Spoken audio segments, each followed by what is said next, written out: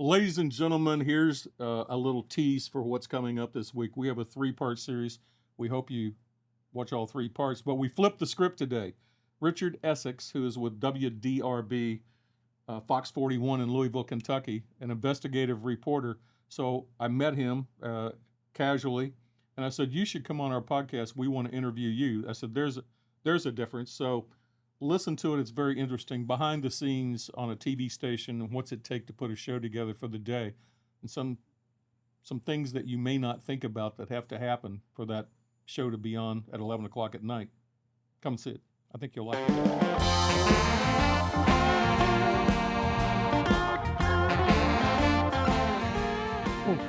What has been a big story for you? Like maybe do you have a largest story ever? I mean, I know the Knowles thing that hit national news. Well, yeah, and I kind of came in on that as it was already well underway. Yeah. Yeah, I did a story in Lexington in 2002, 2003. It took us about a year and a half to shoot it. And it was Rite Aid was accused by 2 of their pharmacists of not treating the products like they should.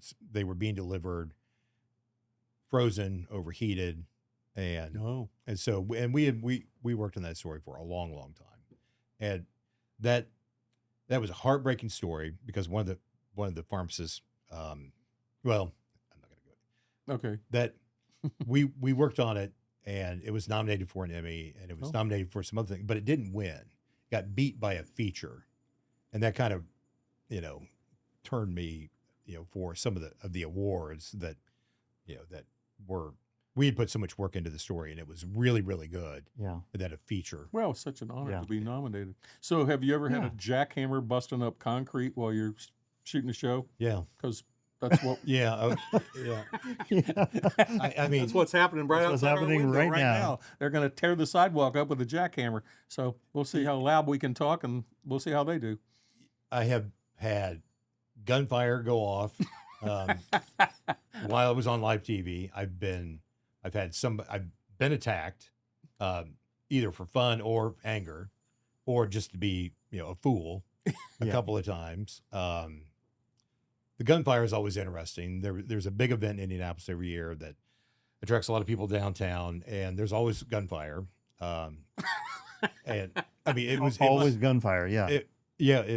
It got so bad that the station gave us bulletproof vests to wear one year, and I would be live at 6 o'clock, and then I'd be live again at 11, and there was always gunfire in our live shows. We don't want to name this event. If people know Indianapolis and they know midsummer, they know what. Okay, well, I will say that here in Louisville, I had always heard about the 4th of July and the gunfire that happens, and I made myself get in a position where I could observe. Yeah.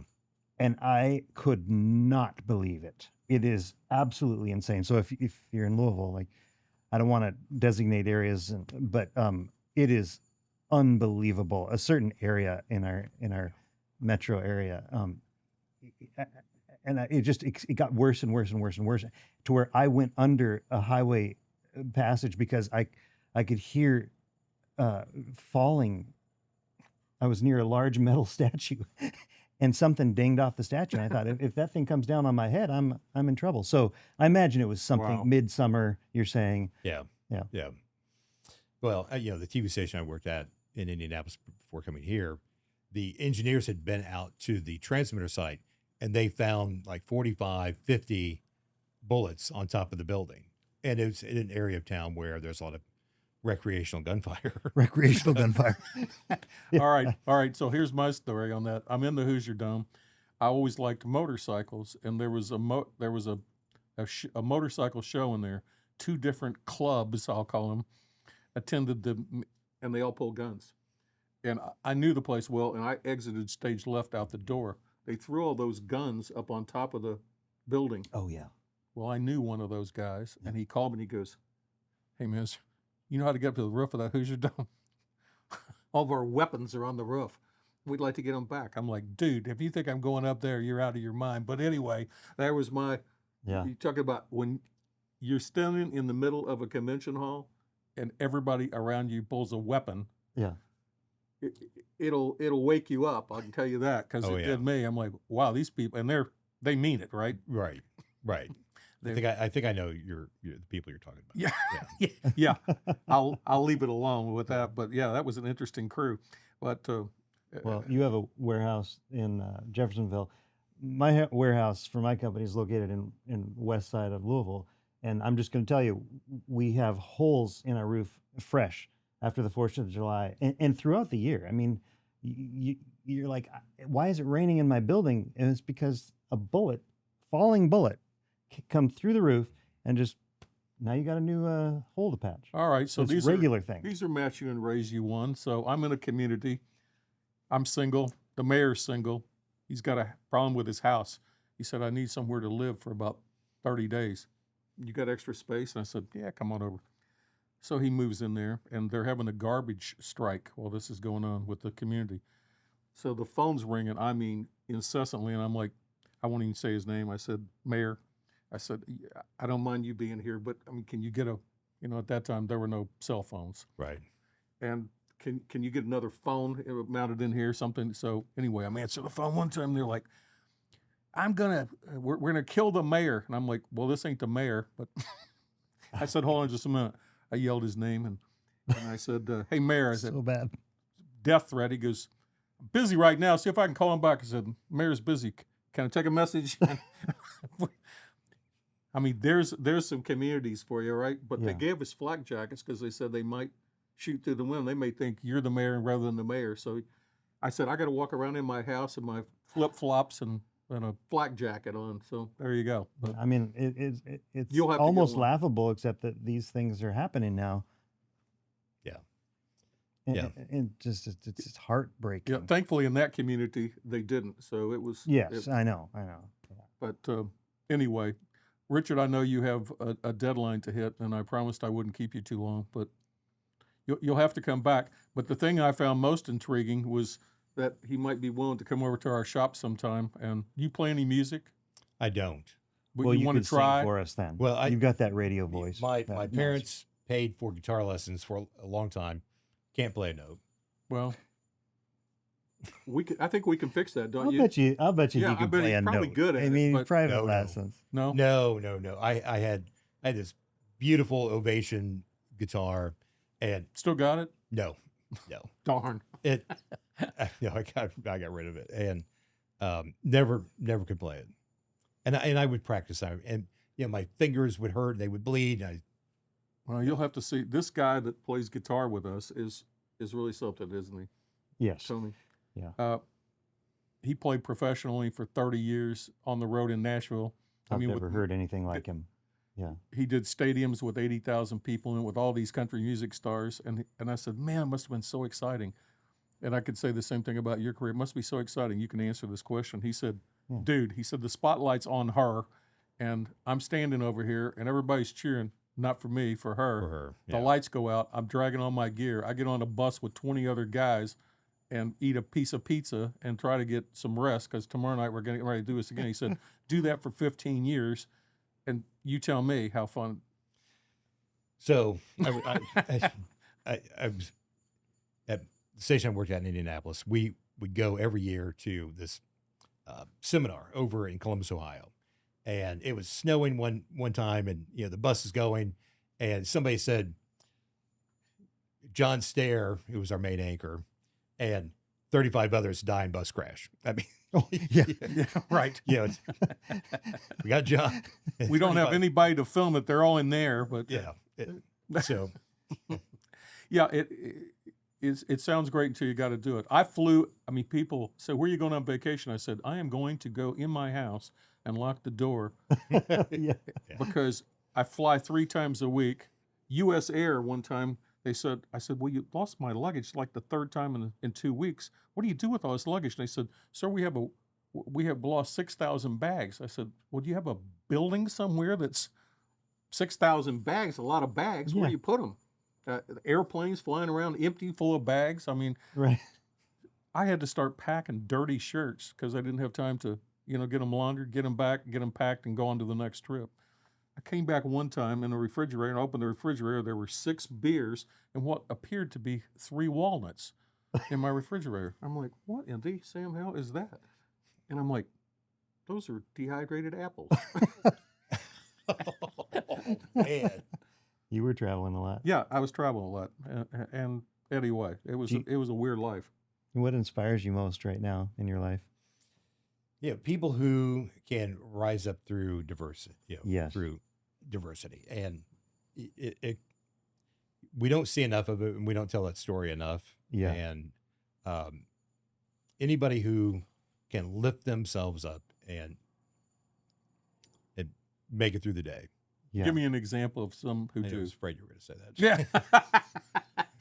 Yeah. Because I honestly haven't run into anybody in a long time. Yeah, no, I mean, you see it in education. Yeah. Somebody that the first to graduate, and sometimes in business, and that's exciting. You see a person that otherwise shouldn't just thrive, and they hit it. That's really nice to see. Well, there were these two kids that we interviewed during snowstorms, and they were shoveling snow for free, and they were being raised by their grandparents, and they had approached their grandparents to take them in. Their home life had been a disaster, and they begged more or less and the oldest one is, I mean, just a remarkable kid. Yeah. They work their tail off, and they're good students. They're nice kids. I mean, they That's look something. at you in the eye. They shake your hand. Yes. They're pleasant. They're polite. And then to see them speak publicly, not in front of the TV camera, but to see them, it's astonishing. Yeah. Absolutely astonishing. And the oldest one graduated from high school, is going into the Navy reserves. So he's at boot camp right now. Then he'll come back to go to U of L and maybe make a career, out of the Navy, maybe not. I mean, kid's phenomenal. And his younger brother, he's really the driving force behind it. I see him kind of more political, maybe. Wow. He's got that, A little harder edge. well, he's just a little smoother. He doesn't admit to it, but he's, those two, I keep an eye on, kind of from afar through Yeah. their grandparents. And What kind of formative challenges did you face in life that have benefited you? Coming on this podcast probably is number one. That's Well, hard. growing up in a small town, nobody in Zionsville, Indiana, went on to go into television, and One I- did. One, you. Yeah, well, me, and I didn't tell people because you were kind of afraid of being laughed at. Yeah. And so when I went off to IU, I didn't even tell my counselors that. I had one counselor say, "We graduate more people every year than the industry can absorb. You need to think about something else." That was the first piece of advice I got from a college advisor. So I'm like, whoa. So I changed my path in 30 seconds, and it took me 3 years to come back to where, Oh, so interesting. Yeah. and then I still ended up with a degree in that, not journalism, it's an English literature degree. So, Wonderful. So I was initiated into Pi Kappa Alpha fraternity at IU. You know that house by any chance? yeah, Pikes, yeah. The Pikes. Here's why you would know it. I don't think they ever survived 1 year without being on probation. I was president of my chapter down here. We started a new chapter, and that was the year that Animal House came out, and they thought that was pretty much the how-to. Yeah, that was the manual. how-to manual That's for what- college life, right? So Yeah. I'm telling you, that place. I didn't know if you knew the Pike House up there on 3rd Street, I think. Yeah, it seems like the university is really taking a hard stance against the Greek Oh life. yeah, A lot of anything the Pi-Fi house was next door, Yeah. and Oh, yeah. you know those girls. Oh yeah. Poor you to live next door to that.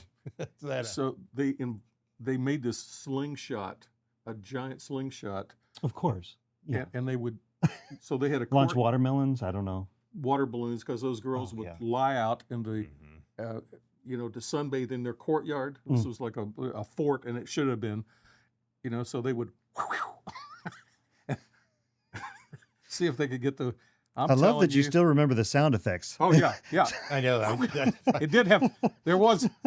It didn't go whoosh, and it didn't go like a jackhammer outside the window. It went, whoosh, and That and- second, and- that is very. and you had to be very Technical. close to it to know the Yeah, how that that's sounded. you. So- You got my point. Yeah. Yeah, exactly. Yeah. So anyway, but you should come over some Tuesday night. You don't have to bring your camera; just come over Okay. because we are creative fools over there. We're building a NASCAR truck for the street right now to put the name of our band on the side of it, and we're going to use it as a backdrop. I'll just say it that way for our group. Our mission really, I think, is like last October we raised. This organization said we raised money for kids for Christmas presents that otherwise would not get a Christmas present. A lot of them in shelters, etc. They said, "Do you think you could raise $1,000?" I said, "No, I doubt it. We'll probably raise $2,000." And so we did a little concert, Yeah, whatever you just- call it, yeah. show, Mhm. and raised $3,000 in one night, and they were blown away. Yeah. And we got a hall donated, the food donated, we donated. People our were time. generous. Yeah, just Yeah, it was everyone generous. was just generous. And Yeah. so we're going to do some more of that. Yeah, and before we lose you here today to actually go do your job, do you speaking of the future of journalism, and you were you were encouraged away from journalism in college. Thank you for steering us Yeah. back there. Well, I'm curious about the future of journalism. I mean, we've got technology. We also have polarization. Do you have any view towards the future, maybe from an insider, maybe from a personal perspective? Well, I'm one of the few reporters in this market that was a reporter before there was social media. Yeah. And now a lot of my peers, they know social media more than they know TV news. Yeah. So I think the natural progression is going to be more in that realm. I think you're going to see more of an emphasis like on WDRB plus or Yeah. these digital channels. Yeah. And I mean, you're seeing it with some of the big companies are pushing that out in their bigger markets.